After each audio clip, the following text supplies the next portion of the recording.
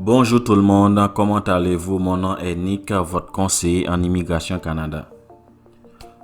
Aujourd'hui, j'ai des nouvelles pour vous concernant l'immigration, plus précisément concernant les étudiants internationaux. Donc, j'ai des statistiques pour vous de l'année 2021 et comme ça, vous pouvez avoir une prévision comment va dérouler l'immigration de l'année 2022.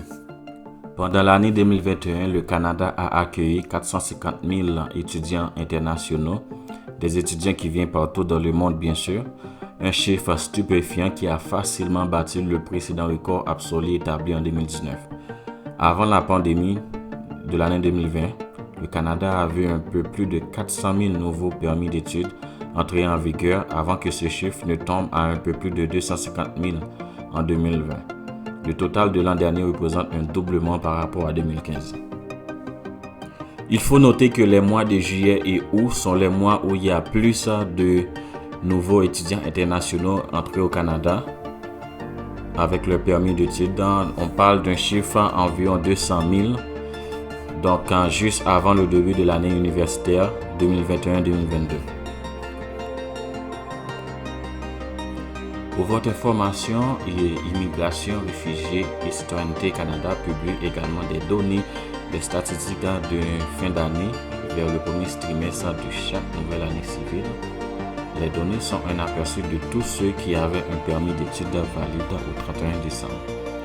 La montée en flèche des nouveaux permis d'études qui sont entrés en vigueur a permis à la population étudiante internationale du Canada de retrouver presque complètement son niveau avant la pandémie. Au 31 décembre, le Canada accueillait près de 622 000 étudiants internationaux. Sa population étudiante internationale s'élevait à près de 640 000 personnes en 2019, avant que la pandémie ne la fasse chuter à quelques 530 000 étudiants étrangers en 2020. Au début de la pandémie, en mars 2020, le Canada a introduit des restrictions de voyage qui ont touché de nombreux étudiants potentiels qui n'étaient pas en mesure d'entrer au Canada. En octobre 2020, le Canada a assoupli ces restrictions, ce qui a permis à la population étudiante internationale du pays de se rétablir et explique pourquoi le Canada a vu un niveau record de nouveaux étudiants étrangers arriver l'année dernière. Le niveau élevé de permis d'études entré en vigueur l'an dernier s'explique en grande partie par une double cohorte d'étudiants arrivés. Ceux qui voulaient venir au Canada en 2020 mais qui n'ont pas pu en raison de la pandémie, ainsi que ceux qui avaient l'intention de commencer leurs études au Canada en 2021. Un autre contributeur majeur à la reprise a probablement été l'assouplissement des règles du permis de travail post-diplôme au Canada. Avant la pandémie, Immigration, Réfugiés, Citoyenneté Canada n'autorisait pas l'apprentissage à distance à compter pour l'admissibilité au permis de travail post-études. N'autorisait pas l'apprentissage à distance à compter pour l'admissibilité au permis de travail post-études. Mais ils ont temporairement assoupli cette politique jusqu'au 31 août 2022 pour aider ceux qui veulent aller de l'avant avec leur plan d'études canadien au milieu de la pandémie. Les étudiants internationaux qui terminent leurs études dans un établissement d'enseignement désigné canadien admissible peuvent être en mesure d'obtenir un Post-Graduation Work Permit Program. Le Post-Graduation Work Permit Program est convoité puisqu'il permet aux diplômés internationaux d'acquérir l'expérience de travail canadienne dont ils en auront besoin pour être admissibles à une demande de résidence permanente. Les DLI, ou plus précisément les établissements d'enseignement désignés, sont des universités, des collèges et d'autres établissements postsecondaires approuvés par le gouvernement pour accueillir des étudiants internationaux. En plus des perspectives d'obtenir la résidence permanente, les étudiants internationaux déclarent être attirés par l'éducation de haute qualité, le multiculturalisme, la sécurité au Canada et d'autres facteurs. Étudier au Canada peuvent également être plus abordables que dans d'autres pays ayant une importante population d'étudiants internationaux, comme les États-Unis, l'Australie et le Royaume-Uni. Un autre avantage majeur d'étudier au Canada est que les étudiants étrangers peuvent travailler pendant leurs études, ce qui leur permet de subvenir à leurs besoins financiers et d'acquérir plus d'expérience de travail. Quelques statistiques pour vous concernant les étudiants internationaux.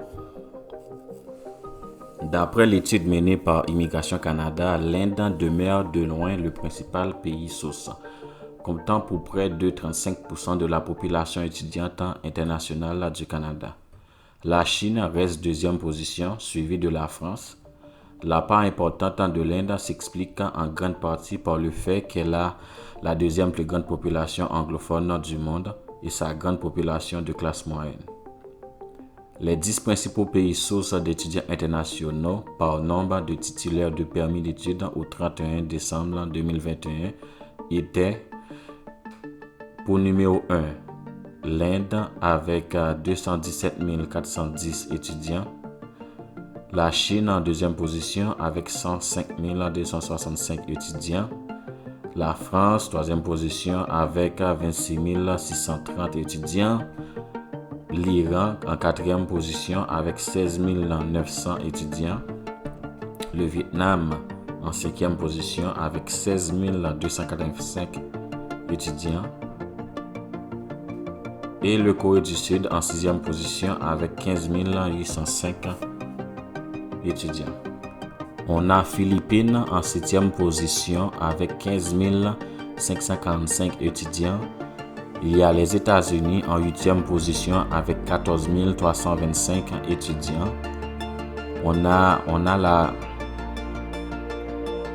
le Nigeria en neuvième position avec 13 745 étudiants et le Mexique en dixième position avec 11 550 étudiants. La première étape pour étudier au Canada est de mener des recherches sur les programmes éducatifs et les DLI. Vous soumettez ensuite vos candidats au DLI et, si elles sont approuvées, obtenez une lettre d'acceptation LOA. Avec la LOA, vous pouvez aller de l'avant et soumettre une demande de permis d'études à Immigration, Réfugiés et Citoyenneté Canada.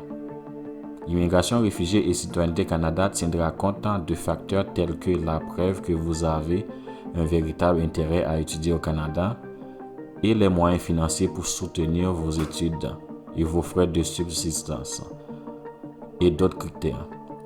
Immigration, Réfugiés et Citoyenneté Canada offre également le Student Direct Stream, une voie accélérée de permis d'études aux résidents de 14 pays, dont les plus grands sont l'Inde, la Chine, les Philippines, le Pakistan, le Vietnam, le Maroc, le Sénégal, le Brésil, la Colombie et le Pérou. Une petite parenthèse concernant les étudiants internationaux qui veulent venir étudier au Québec, la seule province complètement francophone du pays. Après avoir soumis sa candidature au DLE, établissement d'enseignement désigné par le gouvernement, quand celui-ci a été approuvé, il faut soumettre sa candidature à la CAQ pour obtenir une lettre d'acceptation à la CAQ pour pouvoir venir étudier au Québec.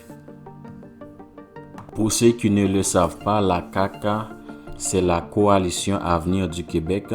Donc, pour les étudiants qui veulent venir étudier au Québec, il faut vraiment avoir une lettre d'acceptation de la CAQ pour pouvoir avancer de l'avant avec le processus de visa étudiant.